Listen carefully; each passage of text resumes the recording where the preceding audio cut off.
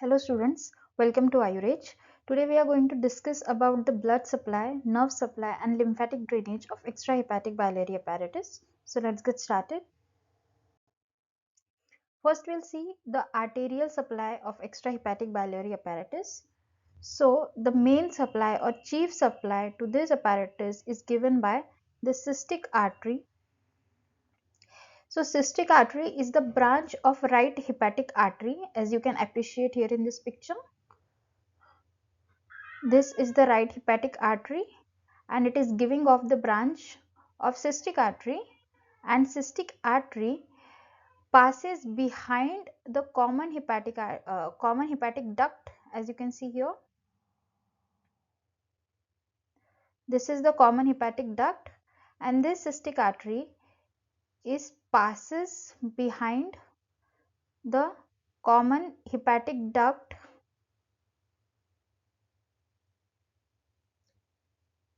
and also cystic duct, common hepatic duct and cystic duct, and reaches the upper surface of the neck of the gallbladder, and there it divides into the superficial and deep branches. To make it more clear, so this is the right hepatic artery which is giving off the branch of cystic artery, and the cystic artery passes behind, or the right hepatic artery passes behind the common hepatic duct, the cystic duct, and reaches the upper part or upper surface of the neck, and then divides into the superficial and deep branches. And this cystic artery gives arterial supply to the gallbladder, cystic duct, hepatic duct, as well as the upper part of the bile duct. So it is giving off the supply to gallbladder, to cystic duct, to hepatic duct, or a small portion of the upper part of the bile duct. Okay. The next supply is given by posterior superior pancreatico-duodenal artery. So this pancreatico-duodenal artery is a branch of gastro-duodenal artery, as you can appreciate in this picture. This is the gastro-duodenal artery, which is a branch of common hepatic artery. So this is the common hepatic artery which is giving off gastroduodenal artery, and gastroduodenal artery is giving the another branch of posterior superior pancreatico-duodenal artery, and this pancreatico-duodenal artery gives several branches to the lower part of the bile duct. This artery gives several branches to give supply to the lower part of the bile duct, as you can see here in this picture. The artery is giving off several branches to provide or to supply the lower part of the common bile duct. The third artery is the right hepatic artery. So the right hepatic artery provides minor supply to the middle part of the common bile duct, as we have already seen here. This is the right hepatic artery and it is giving off the minor supply to the upper part or the middle part of the bile duct. So this is the bile duct, and this artery, right hepatic artery, is providing minor supply to the middle part of the common bile duct. So we have seen in the arterial supply three major arteries. First, the chief supply is given by the cystic artery, which is providing or giving supply to the gallbladder, to the cystic duct, to the common hepatic duct, and also upper part of the bile duct. The second one is the superior pancreatico-duodenal artery, which is giving supply to the lower part of the bile duct. So the superior pancreatico-duodenal artery is giving supply to the lower part of the common bile duct, and there is also right hepatic artery which is supplying the which is giving the minor supply to the middle part of the common bile duct. So there is the minor supply to the middle part of the common bile duct of the right hepatic artery. Moving on, next we'll see the venous drainage. The superior surface of the gallbladder is drained by veins which enter the liver through the fossa for gallbladder and then join the tributaries of the hepatic veins. So what does it mean? We have already discussed that the superior surface of the gallbladder is directly adherent to the liver. So from this superior surface, or this superior surface is drained by the veins which enter the liver through the fossa for gallbladder. So we know that the superior surface is attached at the fossa for gallbladder with the liver, and through this fossa various veins enters the liver, and these veins, small veins, are draining the superior surface of the gallbladder, and this vein by entering the liver join the tributaries of hepatic vein and finally drain into this hepatic veins. Okay, so the superior surface is drained by the veins which is entering the liver through the fossa for gallbladder and then joining the tributaries of hepatic vein, and these veins or several branches of veins are called as pericholecystic plexus. The next is cystic vein. The rest of the gallbladder except the superior surface is drained by the cystic veins which finally drains into the portal vein. And there are also presence of two plexuses in the common bile duct. First is paracholedochal and second is epicholedochal plexus. First, let's discuss about the paracholedochal plexus. So it is located alongside the common bile duct. As you can appreciate here in this picture, the plexus which is located on the sides of the common bile duct is the paracholedochal plexus. So it is this plexus is formed mainly by portal vein, and the clinical relevance of this plexus is that this plexus becomes engorged in portal hypertension, and it also causes compression of common bile duct which will result in the obstruction of the bile duct, and eventually it will cause the obstructive jaundice condition. And there is also the risk of bleeding during the bile duct surgery of this plexus. And in the condition of cholangiocarcinoma, which is the malignant tumor arising from the epithelial lining of the bile duct, so the tumor cells in this condition can spread through this plexus because the malignant cells of this tumor can invade the venous channels. The malignant cells of cholangiocarcinoma tumors can invade the venous channels, and then they that's why they enter the plexus, and then they spread along the bile duct into the portal circulation. So this plexus can become a major cause of spreading of malignant tumor cells. The second one is the epicholedochal plexus. Epicholedochal plexus, which is also called as plexus of scent. Epicholedochal plexus is also called as plexus of scent, and this plexus is present on the surface of the common bile duct. As you can appreciate here, the plexus which is present on the surface of the common bile duct is the epicholedochal plexus.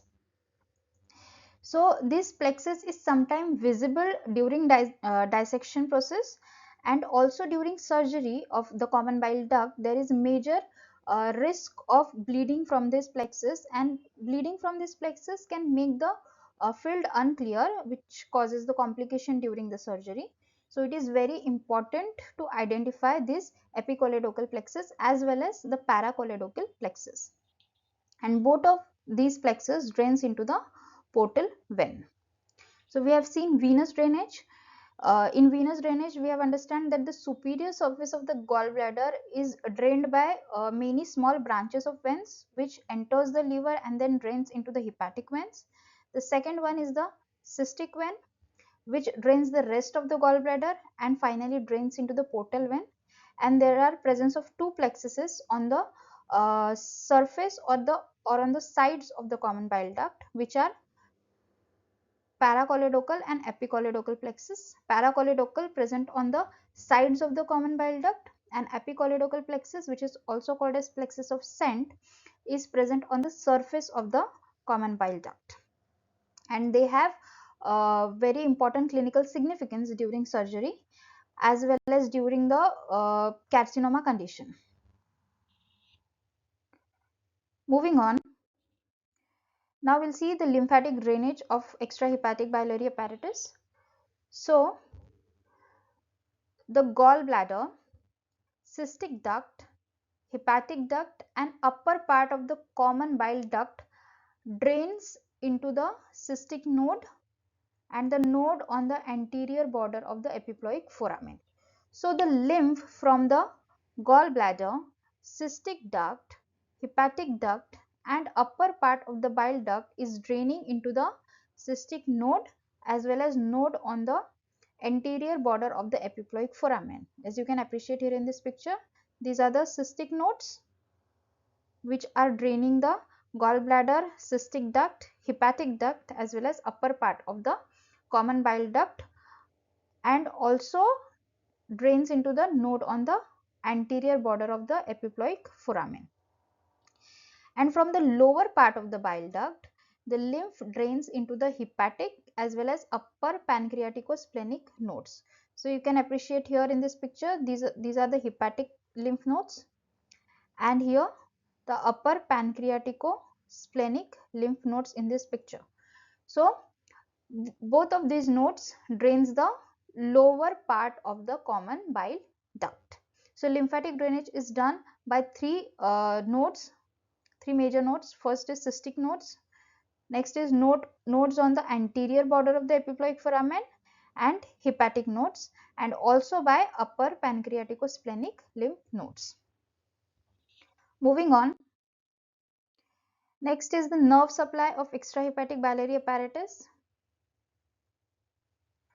So the apparatus is supplied by the cystic plexus of nerves which supply the territory of the cystic artery. So you have to keep in mind that the cystic plexus arises from the hepatic plexus and the hepatic plexus arises from the celiac plexus of nerves. So cystic plexus arising from the hepatic plexus of nerves and hepatic plexus are arising from the celiac plexus of nerves. Next, the nerve supply over the superior pancreatico-duodenal artery. The nerve plexus over the superior pancreatico-duodenal artery is also supplying the apparatus, especially the lower part of the bile duct. So lower part of the bile duct is supplied by the plexuses present over the superior pancreatico-duodenal artery, which these arteries also providing arterial supply to the apparatus or the common bile duct, and the plexuses present over it are also supplying the lower part of the bile duct. The sympathetic supply to the apparatus is coming from the T7 to T9 vertebrae, and the sympathetic supplies or sympathetic nerves are vasomotor or motor to the sphincters. So what the sympathetic nerves are doing here?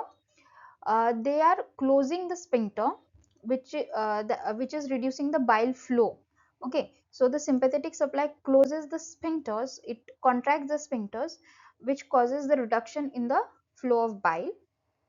And the next one is the parasympathetic nerves, which are parasympathetic supply is coming from the vagus nerve, and what it does, it is motor to the musculature of the gallbladder and bile duct and inhibitory to the sphincter.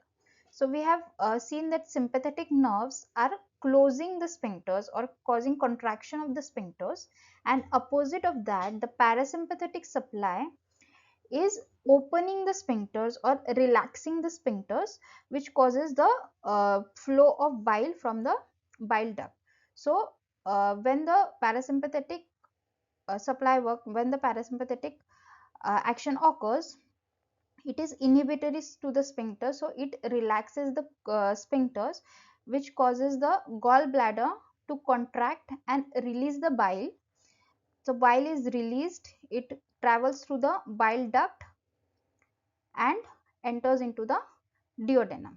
So all this is happening because of the parasympathetic supply, which is doing the opposite action of the sympathetic supply. The next one is the pain fibers. So pain fibers in the extrahepatic biliary apparatus travel through the vagus nerves, sympathetic nerves, as well as phrenic nerve. So there is also condition of referred pain. So in pathological conditions of extrahepatic biliary apparatus such as gallstones, distension or inflammation, there is occurrence of referred pain.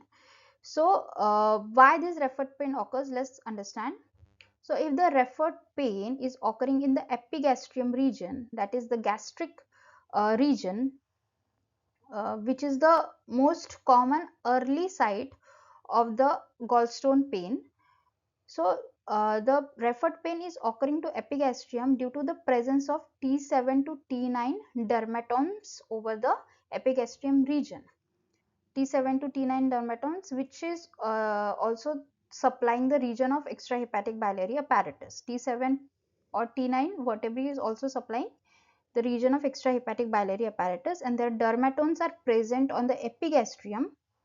So that's why the referred pain occurs in the epigastrium, and it is the most common early site, because the gastric pain can sometimes be felt as the gallstone pain can sometimes be felt as a gastric pain because of this referred condition or referred pain condition. The next site is the inferior angle of the right scapula. So the pain is referring to this side, that is inferior angle of the right scapula, is due to the sympathetic supply, as both of the regions, extrahepatic biliary apparatus region or the inferior angle of the scapula, right scapula, both these shared a same spinal segments, which are T7 or T7 to T9. That's why there is the referred pain to this region. And the third one is the right shoulder. So the pain is referring to the right shoulder because if there is any pathological condition in the apparatus, it causes irritation of the diaphragmatic peritoneum, and due to the irritation of this diaphragmatic peritoneum, the pain is carried by the phrenic nerve. The pain is carried by the phrenic nerve, and it causes referred pain to the right shoulder, as both the region is sharing this phrenic nerve.